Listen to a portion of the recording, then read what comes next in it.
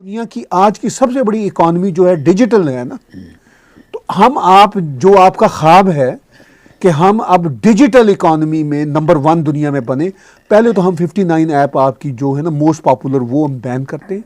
India में ban है तो 1.3 बिलियन लोगों की कंजम्पशन से बैन है। साथ ही अमेरिका ने कह दिया भाई बहुत ही बढ़िया काम किया, हम भी ऐसा सोच रहे हैं। ये अभी सोच ही रहे हैं। चाइना को डॉक्टर साहब एक फ्री पास मिला हुआ था फॉर अ लॉन्ग टाइम। उनका ये ख्याल था कि अब हम एक इकोनॉमिक माइट बन चुके हुए हैं, अब हम जिस तरह का चाहे एग्रेशन कर सकें। लेकिन अब उन्हें अंदाज़ा हो रहा है कि वो जो उनका ख्याल था कि हम 2030 तक यानी 2030 तक हम कोई दुनिया की द ओनली सुपर पावर बन सकते थे, अब वो मैं आपको कहता हूँ अब वो 2040 तो दूर की बात है, 2050 में भी नहीं बन सकते। क्योंकि जो 2030 तक कुछ नहीं बन सकता वो आगे भी नहीं बन सकता। वजह यह है कि दुनिया ने अब ये तय कर लिया, ख़ासतौर पर कोविड-19 के बाद। सिर्फ कोविड-19 ही मसला नहीं था, ट्रंप एडमिनिस्ट्रेशन देख रही थी बहुत सालों से कि वर्ल्ड ट्रेड ऑर्गेनाइजेशन में और चाइना का जो बिजनेस का स्टाइल है वो इतना अनबिजनेस था, नॉन बिजनेस तरीके से चल रहे थे, मैनिपुलेशन थी मुकम्मल तौर पर। तो दुनिया पहले ही इनसे खबरदार हो चुकी थी। मिसाल के तौर पर ये जो चाइना की ऐप हैं या चाइना की हुआवेई जो कंपनी है, इनका बिजनेस करना भी मकसद था, दुनिया का बिजनेस भी हड़प करना मकसद था, साथ साथ पूरी दुनिया की जासूसी करना भी मकसद है। ठीक है, ये सारी चीज़ें वाजे होती चली जा रही थी अगर ये कोविड-19 ना भी आता तो। कोविड-19 ने तो जैसे कहते हैं ना लास्ट नेल ऑन द कफन वाली बात की है। तो अब ये बात दुनिया पर रोशन हो गई। मैं बहुत बड़ा क्रेडिट देता हूँ मोदी सरकार को इस बात का। हमें किसी को तवक्को नहीं थी कि इतना वो यानी प्रॉम्प्ट एक्शन लेंगे। उन्होंने इमीडिएटली 2-3 दिन के अंदर 59 ऐप्स उनकी बैन कर दी। दुनिया तो अभी सोच भी नहीं रही थी, सिर्फ ऐसे ख्याल ही था वेग सा कि शायद ऐसा होना चाहिए। इंडिया प्रूव्ड कि उन्होंने कहा कि दुनिया की आज की सबसे बड़ी इकॉनमी जो है डिजिटल है ना। तो हम आप जो आपका ख्वाब है कि हम अब डिजिटल इकॉनमी में नंबर 1 दुनिया में बने, पहले तो हम 59 ऐप आपकी जो है ना मोस्ट पॉपुलर वो हम बैन करते हैं। इंडिया में बैन है तो 1.3 बिलियन लोगों की कंजम्पशन से बैन है। साथ ही अमेरिका ने कह दिया भाई बहुत ही बढ़िया काम किया, हम भी ऐसा सोच रहे हैं। ये अभी सोच ही रहे हैं। देखिए मतलब ये बहुत बड़ा, मैं मीडिया पर देख रहा हूँ जो मोदी जी के खिलाफ जितने भारतीय जैसे वो जर्नलिस्ट या स्कॉलर सो कॉल्ड इनके खिलाफ कह रहे थे जी कि चाइना को सही हैंडल नहीं कर रहे। आफ्टर अ वीक मैंने न्यूयॉर्क टाइम्स में कल एक आर्टिकल देखा जो इंडियन नजाद वो मिस्टर सननंत जो हैं उनका लिखा हुआ, वो भी मान गए। उन्होंने कहा कि भाई ये तो कमाल ही कर दिया, इंडिया ने चाइना को वो मैसेज दिया है कि प्रैक्टिकली बता दिया कि you are no longer IT champion on this planet. अच्छा मुझे ये बताइए ताहिर साहब, उन्होंने तो 59 ऐप्स बंद कर दिए। अमेरिका जैसा कंट्री अभी सोच रहा है, बाकी के वेस्टर्न कंट्रीज भी अभी, उन्होंने तो ये भी नहीं कहा कि हम सोच रहे हैं। ठीक बात। क्या वजह है कि एक 59 ऐप्स जो हैं जी वो बंद करने से उनको क्या नुकसान होगा? नंबर 1। नंबर 2, हिंदुस्तान के पास इतना बड़ा आईटी का मतलब सामान है, आईटी का इतना बड़ा एजुकेशन है कि हिंदुस्तान के लोग आज अमेरिका की 38 कंपनियों के सीईओ बने हुए हैं। बिल्कुल ठीक। और जो दुनिया की सबसे बड़ी टेक कंपनीज हैं उनके हेड जो हैं वो इंडियंस हैं। तो वाई नॉट हैं जी, गवर्नमेंट ऑफ इंडिया ने अब ये किए हैं पैक। एक तो आ गया वहाँ पर हिंदुस्तान के एक मतलब साइंटिस्ट ने या एक शख्स ने समझ लो जी कि उसने एक ऐप शुरू कर दिया टिकटॉक की तरह, और उसके लाखों जो हैं उन्होंने डाउनलोड कर दिया। Why not other countries have decided? देखिए दोनों बातें डॉक्टर साहब, जो अदर कंट्रीज हैं वो डिसाइड कर रहे हैं, लगता है वो ज़रा स्लो होते हैं अपनी अनाउंसमेंट में, लेकिन यही उनकी नाकामी है। देखिए इंडिया ने, मैं बहुत कन्विंस हुआ हूँ कि इतना प्रॉम्प्ट एक्शन लिया, सोचने की बात तो दूर की बात है, सीधा एक्शन सामने आया कि भाई इनफ इज इनफ। अच्छा वो उससे आपने ये भी पूछा, मैं इसको भी एड्रेस करता हूँ, उससे क्या फ़र्क पड़ा? उससे फ़र्क ये पड़ा कि ये एक जाइंट बन रहे थे, देखिए डॉक्टर साहब, आज से कुछ 40-50 साल पहले बड़ी कंपनियां थी फोर्ड, या बड़ी कंपनियां थी मैकडोनल्ड, अब बड़ी कंपनियां गूगल की तो कोई मतलब कोई अपना वो भी नहीं होता ना, कि कोई इन्वेंटरी भी नहीं होती कि भाई ये आपके यहाँ जी इतने बिलियंस डॉलर का सामान पड़ा हुआ, जिस तरह वॉलमार्ट के पास पड़ा हुआ। राइट। ये तो वर्चुअल दुनिया है ना, ठीक है। अब ये वर्चुअल दुनिया ही दुनिया को आगे लीड कर रही है। राइट।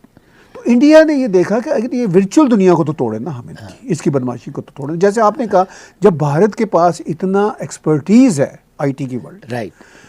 भारत के जो बहुत सारे जो लोग हैं भारतीय ओरिजिन के, वो गूगल हो, बहुत बड़ी बड़ी आईटी वर्ल्ड की, ले लीजिए, वो माइक्रोसॉफ्ट ले ठीक है, उस सब में बड़े बड़े ओहदों पर है।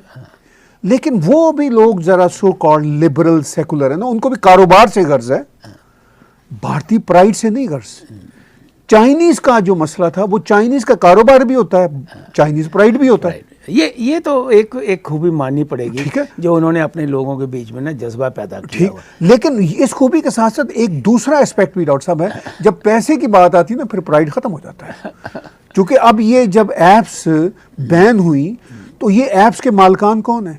ये तो चाइनीज कम्युनिस्ट पार्टी के ही पॉलिट ब्यूरो के बड़े बड़े लोग हैं ना। तो उन्होंने जी को और सबको कहा कि भैया आप हमें कहाँ फेंक रहे हो, हम हमारा ड्रीम, जिसको चाइना ड्रीम बोलते हैं, ये एक ऑफिशियल फ्रेज है, हमारा चाइना ड्रीम तो दुनिया का माइट बनना है, जाइंट बनना है। अब ये तुम हमें कहाँ फेंक रहे हो? तो वो पॉलिट ब्यूरो की अंदर की बात, उन्होंने कहा पहले इससे तो भारत के साथ अपनी कशीदगी तो खत्म करो ना। राइट। अभी तो अमेरिका सर पे आ रहा है, तो अमेरिका, यूरोपियन यूनियन, आपने कहा ये क्यों स्लो है? मेरा ये ख्याल है कि एक तो इनका स्टाइल है ज़रा स्लो होने का, जो अच्छा स्टाइल नहीं है। लेकिन ये आप देखेंगे ख़ास तौर पर अमेरिका की तरफ से। नहीं, पर आपने ये कहा कि ये इनका स्टाइल है। जब ट्रंप प्रेसिडेंट बने जी, और ड्यूटीज लगाने में उनके ऊपर उन्होंने सेकंड नहीं लगाया, इसको हटाने में क्या ड्यूटी लगाने में भी वो सेकंड नहीं, कई साल, 2 साल लग गए, बातें चलती रही। अमेरिकन की सोच उस तरह तो नहीं बदलेगी, वो अभी भी अपने इंटरेस्ट के पीछे ही जाएंगे। हाँ। ठीक है, अब उनके इंटरेस्ट चेंज हो रहे हैं। पहले मिसाल के तौर पर इंडिया के मामले में वो उनके अच्छे रिलेशनशिप रहे, कारोबार भी होता रहा, कोई बहुत ऐसी सख्त बातें भी इंडिया के खिलाफ कभी नहीं की। लेकिन इंडिया को सबसे बड़ा चैलेंज जो होता था, या तो पाकिस्तान की तरफ से होता था या चीन की तरफ से होता था। पाकिस्तान की तरफ से जो चैलेंज होता था इंडिया को, उसमें ही कभी अमेरिका ने इंडिया का साथ नहीं दिया। ये इनकी हिस्ट्री है, क्योंकि उनको पाकिस्तान से काम रहते थे। नहीं, पर हम भूल गए 71 की वार में इन्होंने कहा कि हम 6th अपना बेड़ा भेज रहे हैं। बेड़ा तब पहुंचा जब वार खत्म हो गई। वो तो पाकिस्तान का भी साथ ना दिया, लेकिन इंडिया का भी साथ तो नहीं दिया था ना। ठीक है, नहीं साथ, मतलब मैं ये कह रहा हूँ ठीक है, कि अपने दोस्तों का भी ये साथ जो है, वो ये उसमें वो सूट नहीं करता था। ठीक है, वो इतना साथ देंगे मतलब इंडिया का कि चलिए कारोबार होता रहे। पाकिस्तान का भी कुछ साथ नहीं दे रहे थे। पाकिस्तान में भी जो इनके काम होते थे वो उतना होता था कि भाई ये हमने सोवियत यूनियन को कमज़ोर करना है, आपको पैसे देते हैं, आप मुजाहिदीन बनाएं, हम भी आपके साथ हैं। फिर जब वही मुजाहिदीन इनके गले पड़ गए अमेरिकन के, तो फिर पाकिस्तान से ही कहा कि आप पैसे लें, इनको ख़त्म करें। ख़ास तौर पर इंडिया ने एक ऐसा बड़ा लेसन दिया है, लोगों को समझ नहीं आ रही कि इससे बड़ा लेसन कोई नहीं है चाइना के लिए। लोग ये समझते हैं कि जो इंडिया ने लेसन दिया है, प्रैक्टिकल लेसन दिया ना, बातचीत का नहीं था, प्रैक्टिकल बैन, मतलब जो 59 बैन की है, बहुत बड़ा। उसके बाद वो ये आप जो दुनिया के एनालिस्ट कह रहे हैं कि चाइना अब रीथिंक कर रहा है, अपनी रिविजिट कर रहा है अपनी फिलॉसफी, अपनी पॉलिसी, क्योंकि वो कारोबारी लोग हैं। मतलब कारोबारी लोग से मुराद ये है कि वो जो उनकी कम्युनिस्ट पार्टी है वो भी कारोबारी, जो वही है, वही तो सब कोई कर रहे हैं। और जो आम चीनी भी डॉक्टर साहब है, वो बेचारा बड़ा अच्छा शख्स होता है। आप ये देखते हैं कितने हार्ड वर्किंग होते हैं चाइनीज, पूरी दुनिया में रहते हैं। ठीक है, मैं उनकी इस पॉइंट ऑफ व्यू से बहुत इज्जत करता हूँ, जो कनाडा में, अमेरिका। मैं अपने दर्शकों को बता दूं कि दुनिया की सबसे डिफ़िकल्ट जो रेलवे लाइंस बनी है अमेरिका में और कनाडा में, उसमें सबसे ज़्यादा चाइनीज़ ने अपनी जानें दी हैं। एब्सोल्युटली, ये याद रखिए 1800 सन में, हाँ जी, सैकड़ों नहीं हज़ारों चाइनीज़ जो हैं वो रेलवे लाइनें बनाते हुए मर गए। आप इमेजिन करो कि कितना बड़ा कंट्री है कनाडा, ईस्ट से वेस्ट तक लाइन बनाई, और अमेरिका के सारे ही जो सूबे हैं उस सब में रेलवे लाइन बनाई, जिसमें उनका सबसे बड़ा रोल था जाने देने का और काम करने का। देखिए ना, तभी ये मैं ज़रा ऐसे ही नहीं, बताना बड़ी चाहता था बड़ी सही कि- आपने कि- बात कि की। चाइना के अगर बात करें जी। तो कितनी जाने उन्होंने दी। हमारी लिबरल गवर्नमेंट ने हेड टैक्स पे, शायद लिबरल ने या कंजर्वेटिव ने माफी भी मांगी थी। नहीं, लिबरल नहीं मांगा। हाँ शायद, तो मतलब ये है कि माफिया मांगने में तो ट्रूडो साहब बहुत बढ़िया है।